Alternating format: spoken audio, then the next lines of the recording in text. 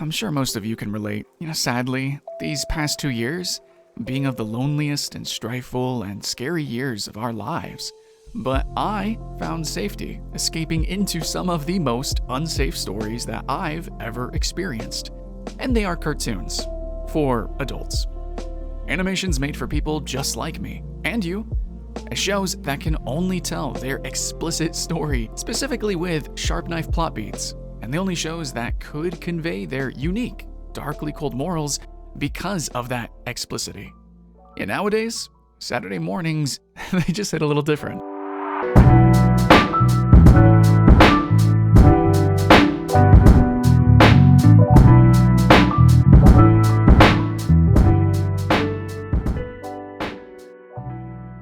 Alright, so anti-clickbait, why do they matter? Adult cartoons matter because there's unique morals that they actually have to teach you. We're all just kids, right, on the playground. We're just trying to learn how to play the game together.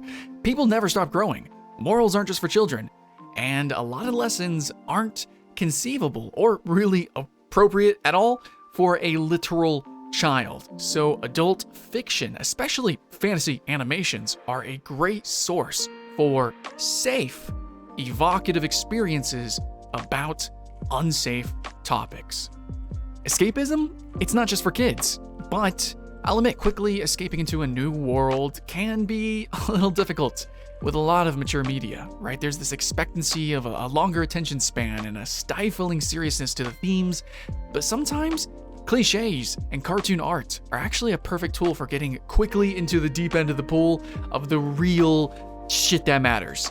And that's what I want to do right now. I want to talk about some of my favorite adult animations that I watched over the past year that helped me through some really seriously tough times, but also ones that I think are preparing me for future tough times. I mean, that's really the whole point of fiction as a whole, but especially most potently in these shows that I can't wait to talk about.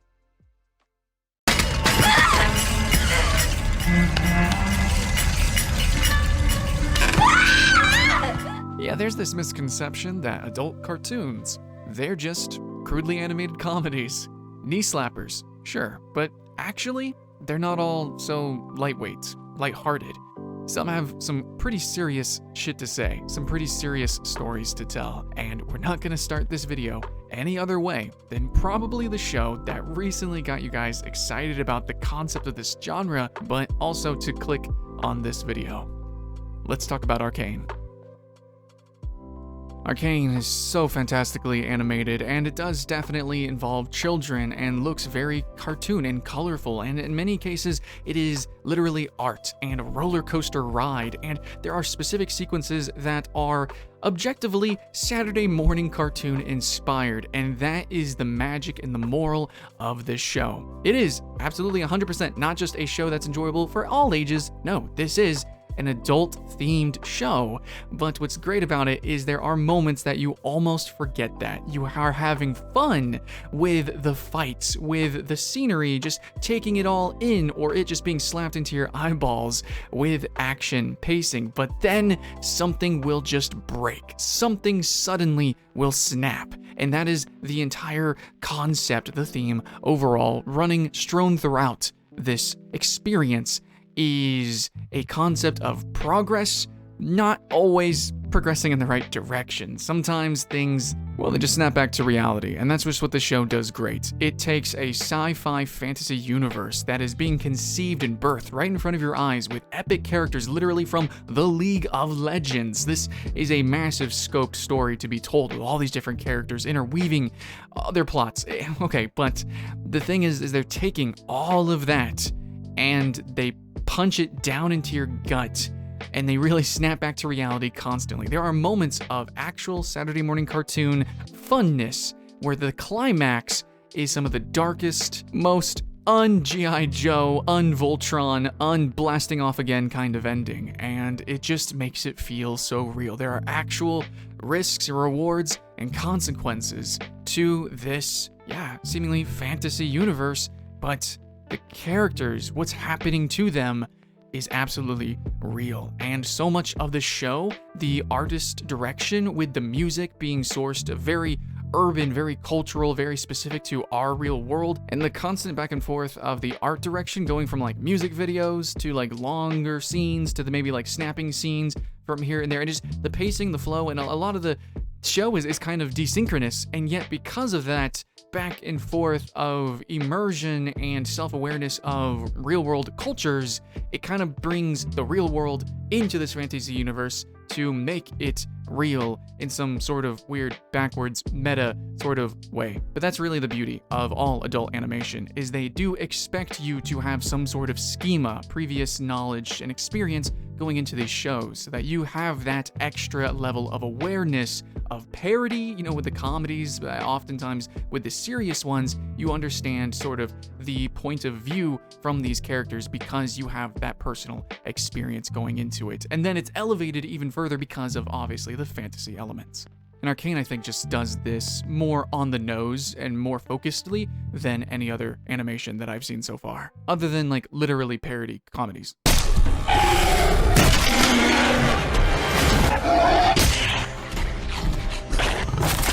So there's another misconception that people say with adult content, the graphic stuff, the gore, right? That's just shock value. But actually, I would dare say sometimes there's value in shock. And the first show that comes to mind that really reminded me of this lesson is Invincible. It's basically edgy Superman, but it's so grotesque, it's so gory, it's actually so brutal and so depressing in certain instances that, oh my goodness, I had to stop the show. I would have to stop the episode when I've never done that in my life until I started watching some of the shows that I'm talking about today, especially in this section, where it's just like, that's a lot to process, emotionally and literally physically. If you know, the subway scene, no spoilers, wow, Invincible will get you. And the reason that it gets you, and why I really want to sing about this whole moral thing and the magic of adult cartoons, is how we can learn and experience things and always, become better people, always experiencing new things. We're always growing up. This is a coming-of-age story. It's a cheesy teen drama kind of thing. There's some episodes where it's just about boyfriend-girlfriend stuff. It's literally a kid just learning how to use his powers. Stuff and things happen, too. Maybe a little bit of genocide, I don't know. But again, it's not just bad stuff happening for the sake of bad stuff. There's actually emotional weight to this. And the main character, he's got superpowers. He's basically invincible. He's super strong. He can fly. He can do all this amazing stuff.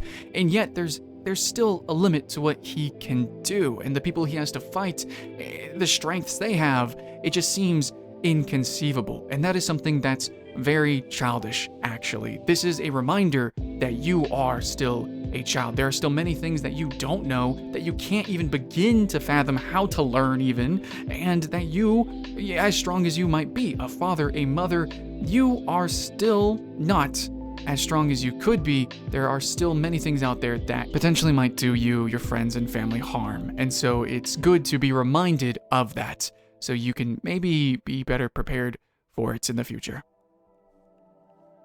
But another show that I just watched literally after Invincible was Primal. And this show has no dialogue. Nothing like that. It's from the creator of Samurai Jack, so if you know those long-winded, if you could even call it that, because they aren't dialogue-based, but those longer, slower, drawn-out fight scenes, if you'd even call it that, this attention to detail where it's more explanatory with this scenery, kind of speaking for the story. The story is told very visually. This is Primal. Primal is a caveman-like character inside of a somewhat fantasy dinosaur, prehistoric, sort of very Jurassic-y kind of universe. And every episode is just, what can go wrong now? And it's so fun to think of that. It actually is. In some cases, it's not fun. Similar to Invincible, there were some moments where I had to pause to process. You think, no dialogue, straightforward, it's just fighting for survival. And yet, there is such a, not even subtle, but completely in-your-face emotional weight to all of this. Emotions such as isolation and loneliness, friendship even, and, love, actually. It's crazy how much can be told from just the core aspects of, I want to live. and then everything is fighting for survival. I'm actually getting goosebumps. Oh my god, I'm getting goosebumps talking about this. I have this scripted, but still. When we talk about shock value and shocking us back to our primal roots, our primal fears, and maybe reminding us of lessons that we sort of forgot, or maybe never did get to experience ourselves, Primal is absolutely the apex adult animation that I think people should definitely watch for the shock value. Just know what you're getting into. For the love of trying not to lose your lunch, do not eat while watching Primal episode 11. Don't make the mistake I did. And the last misconception that I would love to send to the Shadow Realm has to be the one where people say adult shows, they're just one note. What? I'm sorry, I got distracted. What were you saying?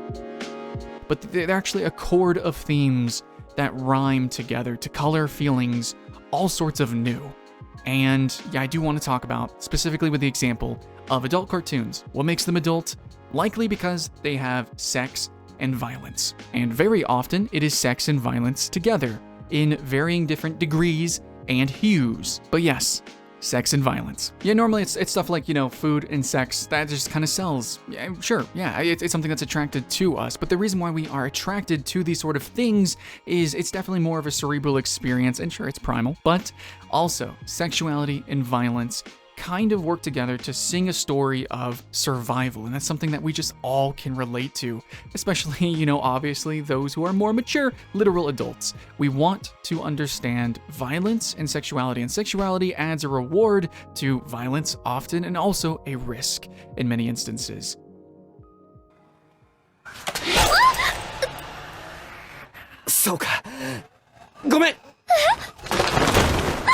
Now, the first show that comes to mind when I'm thinking of this is High School of the Dead, but it is so in your nose, you smell it for days. We don't really need to discuss it for too long, but it's a really fun show with a lot of fun action scenes, a lot of fan service, and it all actually comes together as a purpose to service us the plot. Like literally, I'm not making a joke. Sex is literally entwined with our will for survival. And that's just pretty much it. It's two cyclical concepts that really just work together. It's like the most literal, basic, primal drive that we have. We want to fuck, we want to fight, and a lot of times we want to feast. But that's beside the point for this one. してんだよ。ナナチ、僕の時より嫌がってない気がする。お前の触り方がいやらしいからだろ! But probably on a much darker and twisted note, I would love to talk about the anime Made in Abyss. Made in Abyss is Alice in Wonderland if it was the most perverted version of it, if that makes sense. And I'm using perverse probably in the wrong way. There are definitely notes of a literal perversion, and there are, little kids shown in the show in certain scenes, certain scenarios that will make you very uncomfortable. And that is the purpose of why sexuality, and maybe even to a grotesque amount, is shown in the show. You don't actually, just trigger warning, you don't see anything crazy, probably like you are assuming if you haven't seen Made in Abyss.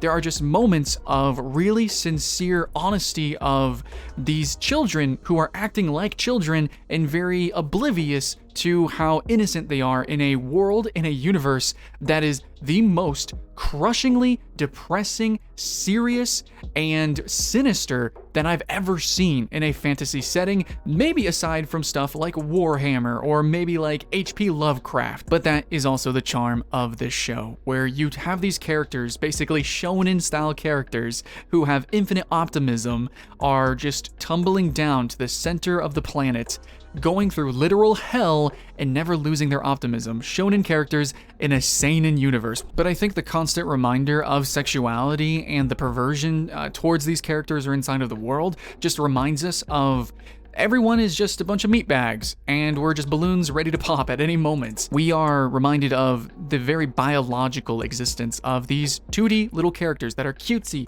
and fun and so bright and filled with adventure in their eyes, and yet they are very real organisms that can be butchered, that can be eaten, devoured, that can disappear. And so with their story, it's existential, and that basically doesn't ever get experienced by children. I mean, you're invincible as a child. Made in Abyss brings you back to being a kid, and then makes you grow up faster than anything I've ever seen. And it is directly because of the intertwining of a little bit of sexuality and a lot of violence. So, if it makes you uncomfortable, sure, you can say that. I know the internet blasted this show, but at the same time, that is on purpose.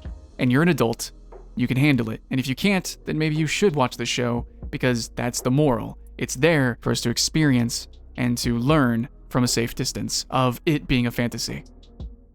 But in the end, I just want to say that I specifically do like adult cartoons because they do look simple and childish and silly, and it's that deviation from expectancy whenever you get into the grotesque amounts of detail of a lot of the gruesome deaths and scenarios that occur in the plots of these shows. I think it's really cool to see something so shockingly explode from being this looks like a kid's show to this is very much not a kid's show, and that revelation through the viewing experience I think better helps instill the morals that they're trying to teach, which again can only be explored because it is meant for adults. Otherwise, punches would have to be pulled.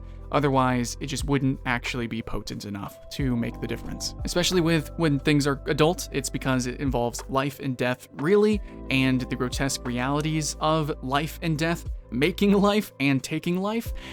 These things need to be told that the way that they are, but it is really fun that they look the way they do with these animation styles, the cartoons, the cartoonification. I do actually think it adds again to the shock value of it all. And I do think like the color and the charm and the silliness, all of the, obvious cartoonification of these shows really just kind of gives us a protective and safe barrier for when they do introduce the adult concepts. It just allows us to, yes, these morals, these shows, safely digest and consume these morals, but even though they are shows, the immersion factor, because it's cartoon, allows us to see things. It's not too horrific, it's not too real, it's not too much. And so that way we can slowly dip our toes into the water and then jump into the deep end when we feel it's fit. And how they actually explore that with the skillful writing, generally you get thrown in and it feels pretty good. It doesn't feel like a lot of horror movies where you just can't, or a lot of horror games where you just can't. You might have to pause here or there a few times maybe, but overall I do think for anybody who is an adult, if you know what you're getting into, these shows are going to be incredibly educational,